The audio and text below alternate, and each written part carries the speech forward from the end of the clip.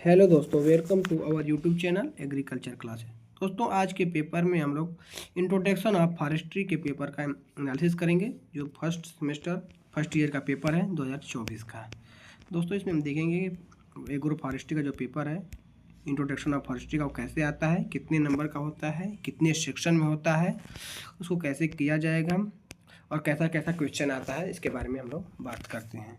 आइए दोस्तों, देखते हैं। पहले हम लोग, ये 6वां नंबर का पेपर होता है, 6th पेपर, और ये 50 नंबर का होता है आप लोगों का। और 50 नंबर जो है वो आपको 20 नंबर मीड और 30 नंबर प्रैक्टिकल और वाइवा से होता है। दोस्तों, ये 3 सेक्शन में पेपर होता है, सेक्शन ए, सेक्शन बी और सेक्शन सी। 3 सेक्शन में पेपर होता है।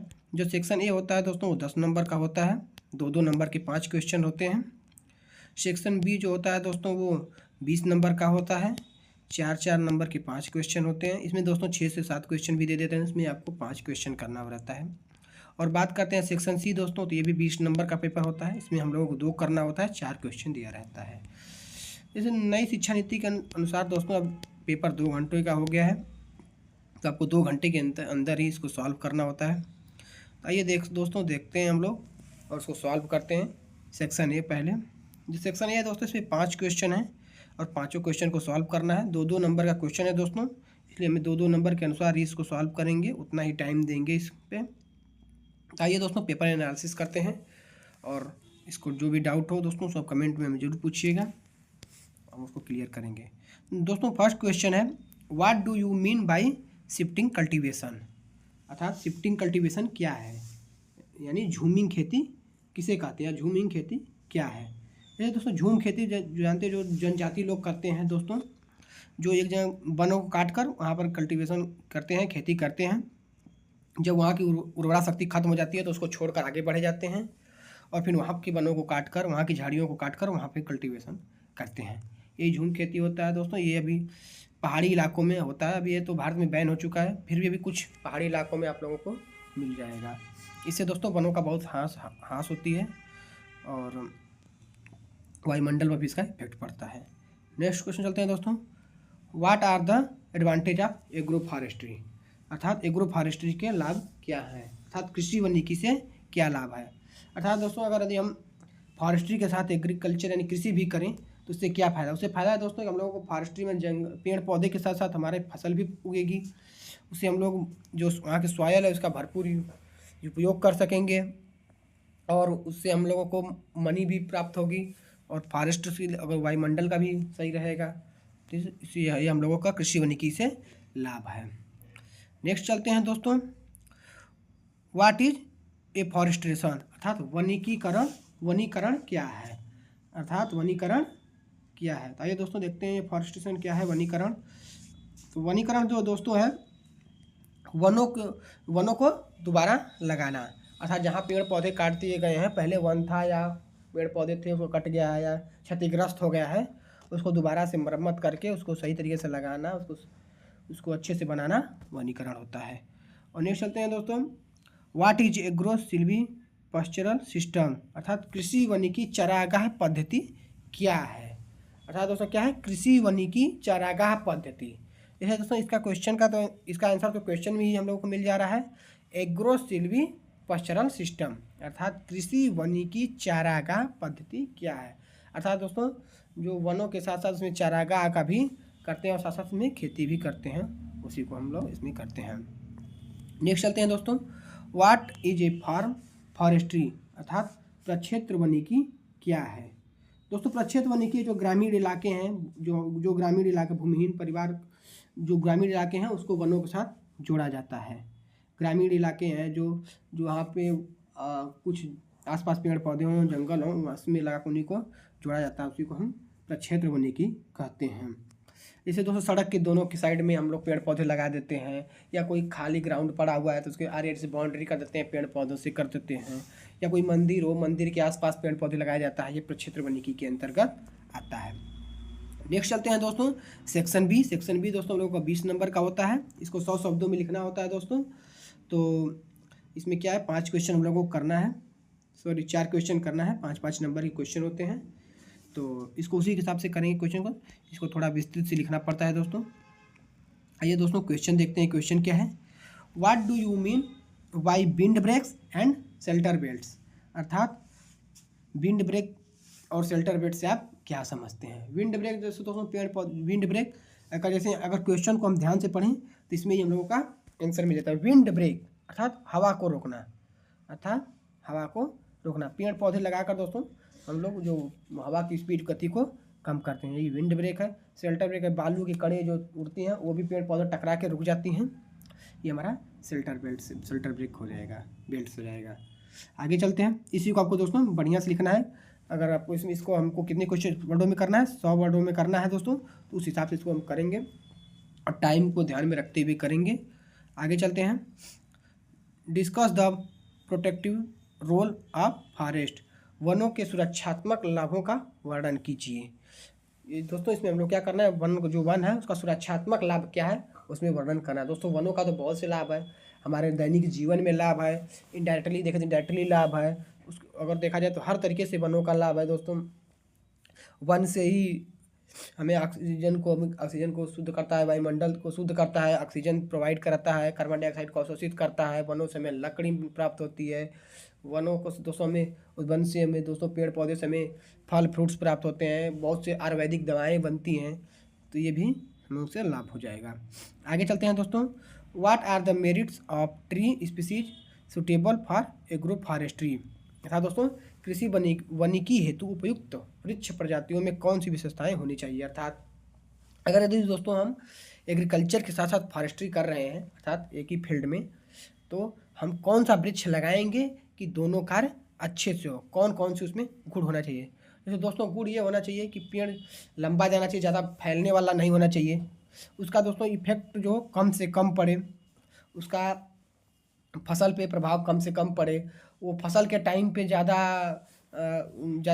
फैलने वाला ना हो, अर्थात उसकी पत्तियां ना गिरे, जिस टाइम फसल उगानी उसी टाइम पत्तियां गिरे, उसकी जड़ें जो हो दोस्तों नीचे वाली हो, नीचे चली जाए, ताकि ऊपर का जो न्यूट्रल्स या मिनरल्स, जल वाटर्स जो हो वो अपना हम लोगों का जो एग्रीकल्चर कर रहे हैं, जो फसल उगाएंगे उसको प्राप्त हो। इस सब की बातों को ध्यान रखना चाहिए दोस्तों। इसमें हम लोग सागवान की फसल लगा देते हैं, सागवान की फसल लगाते हैं एग्रो फॉरेस्ट्री के अंतर्गत।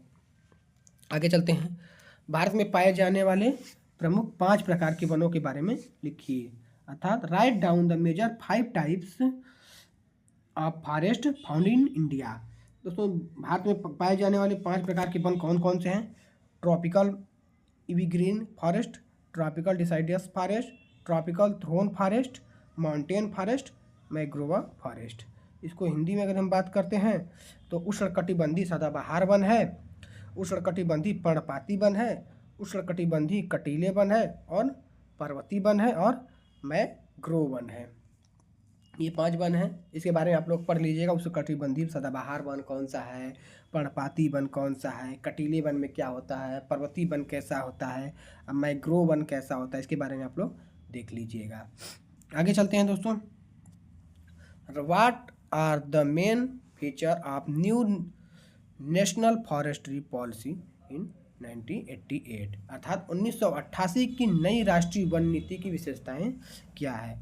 जो 1988 में एक वन नीति का आई तो उसकी क्या विशेषताएं थी, उसमें क्या है दोस्तों। 1988 वन नीति जो आई है उसमें सरकार द्वारा किया गया है कि इस देश के भौगोलिक जितना क्षेत्र है उसमें 33% वन अनिवार्य है, 33% वन होना चाहिए। जैसे दोस्तों अभी हमारे देश में अगर देखा जाए तो 33% प्रेजेंट टाइम उपलब्ध नहीं है, बट 1988 वन नीति के अनुसार देश के भौगोलिक क्षेत्र में 33% वन अनिवार्य कर दिया गया है। और इसको ध्यान रखा गया है दोस्तों कि वनों की कटाई कम से कम हो। क्या किया गया है 1988 में कि वनों की कटाई कम से कम हो, वनों का क्षेत्रफल बढ़ाया जाए, वनों का क्षेत्रफल बढ़ाया जाए, इसमें इसका इस्तेमाल, इसमें लोगों को रोजगार दिया जाए। इसका 1988 राष्ट्रीय वन नीति का ये का है उद्देश्य, विशेषताएं हैं। आगे चलते हैं दोस्तों, what is social forestry, describe in brief main objective of social forestry. सामाजिक वनिकी किसे कहते हैं, सामाजिक वनिकी के प्रमुख उद्देश्यों को संक्षेप में वर्णन करना है। दोस्तों इसमें 2 क्वेश्चन है, पहले सामाजिक वनिकी किसे कहते हैं इसको लिखना है, और इसका उद्देश्य क्या है उसको हम लोग को वर्णन करना है। दोस्तों सामाजिक वनिकी जो होता है दोस्तों, तो ये क्या है दोस्तों, जो आसपास की बंजर जमीन होती है जो आसपास की बंजर ज़मीन होती है उसको हम लोग सामाजिक वानिकी के अंतर्गत उसमें पेड़ लगाते हैं। और क्या दोस्तों कि उद्देश्य क्या है, उद्देश्य है कि ज़्यादा से ज़्यादा पेड़ पौधे लगे, बंजर ज़मीन का भी सदुपयोग हो, उसका सॉइल का कटाव कम से कम हो, ये सब उद्देश्य है। इसके बारे में आप लोग लिख दीजिएगा। नेक्स्ट चलते हैं दोस्तों सेक्शन सी। और सेक्शन सी दोस्तों 20 नंबर का है। इसमें हम लोगों को 2 क्वेश्चन करना होता है और इसकी जो दोस्तों वर्ड लिमिट है वो 400 है, अर्थात 400 है। लॉन्ग आंसर लिखना होता है दोस्तों, इसको अच्छे से ब्रीफ में करना पड़ता है। आइए दोस्तों देखते हैं हम लोग सेक्शन सी क्या है। What is regeneration of forestry, right it's different technique.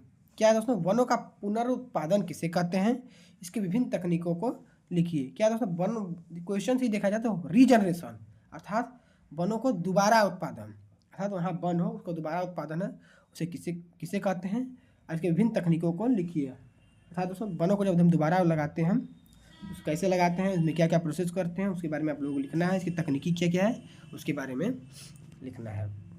आगे चलते हैं दोस्तों। What do you mean by tending operation, describe the different type of thinning with their advantage. अर्थात दोस्तों टेंडिंग ऑपरेशन किसे कहते हैं और थिनिंग के विभिन्न प्रकार के लाभों का वर्णन कीजिए। सॉरी दोस्तों, तो क्या दोस्तों थिनिंग के क्या क्या विभिन्न प्रकार है, light, moderate, heavy, variable, dissenting. Thinning जो होता है दोस्तों इसके बारे में लिखना है, इसके बारे में लिख लीजिएगा। और दोस्तों आगे चलते हैं। Define agro forestry, discuss the component of agro forestry. अर्थात कृषि वानिकी को परिभाषित करना है दोस्तों। एग्रो फॉरेस्ट्री किसे कहते हैं, कृषि वानिकी की अवयव को व्याख्या करना है, इसका कंपोनेंट क्या क्या है उसके बारे में लिखना है। एग्रो फॉरेस्ट्री दोस्तों एग्रीकल्चर के साथ साथ वनों का उत्पादन करते हैं दोस्तों, यही एग्रो फॉरेस्ट्री होता है। इसके जो अवयव क्या क्या है उसके बारे में लिखना है। एग्रो फॉरेस्ट्री क्या क्या अवयव है, क्या क्या इसको कंपोनेंट है दोस्तों।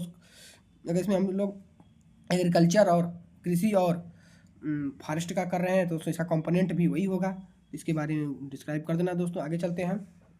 Right down the cultivation of subabul in detail. Subabul की खेती कैसे करते हैं दोस्तों, इसको विस्तार से लिखना है। अर्थात सोहबबूल की खेती किसे कहते हैं, सोहबबूल की खेती कैसे करते हैं हम, इसका सीड कितना लगता है, कितने क्षेत्र में इसका कितने टाइम में ये होता है, इसका हम लोग कितने इरिगेशन करते हैं, इसके बारे में अब लिखना है। इसके बारे में अच्छे से पढ़ लीजिए दोस्तों। अगर यदि हम लोग बात करते हैं टाइम मैनेजमेंट की दोस्तों, 2 घंटा की अगर पेपर है तो हम लोग उसी के अनुसार इसको क्वेश्चन करेंगे। जो 2 नंबर वाला क्वेश्चन है उसको हम लोग 20 मिनट के अंतर्गत 20 मिनट में सॉल्व करने की कोशिश करेंगे कि 5 क्वेश्चन है, एक क्वेश्चन पे 4 मिनट दिया जाए, 4 से 5 मिनट इसको सॉल्व किया जाए।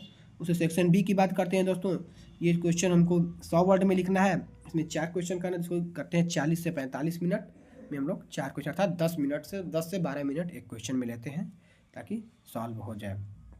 12 से 15 मिनट भी एक क्वेश्चन में आप ले सकते हैं। यदि सेक्शन सी की बात करते हैं दोस्तों, सेक्शन सी हम लोगों को 400 वर्ड में लिखना है दोस्तों, इसको भी हम लोग 40 से 50 मिनट देते हैं। एक क्वेश्चन पे 25 से 20 मिनट, 20 से 25 मिनट एक क्वेश्चन पे देंगे तो आपका पेपर एकदम सही टाइम से होगा दोस्तों। कोई भी क्वेश्चन आपको छोड़ना नहीं है, क्वेश्चन जो भी आए ना आए आपको पूरा क्वेश्चन करना है और उसको अच्छे से लिखना है। अगर आप पढ़े रहेंगे अच्छे से तो उसको आप लोग अच्छे से लिख देंगे। चलिए दोस्तों मिलते हैं नेक्स्ट वीडियो में, तब तक के लिए धन्यवाद।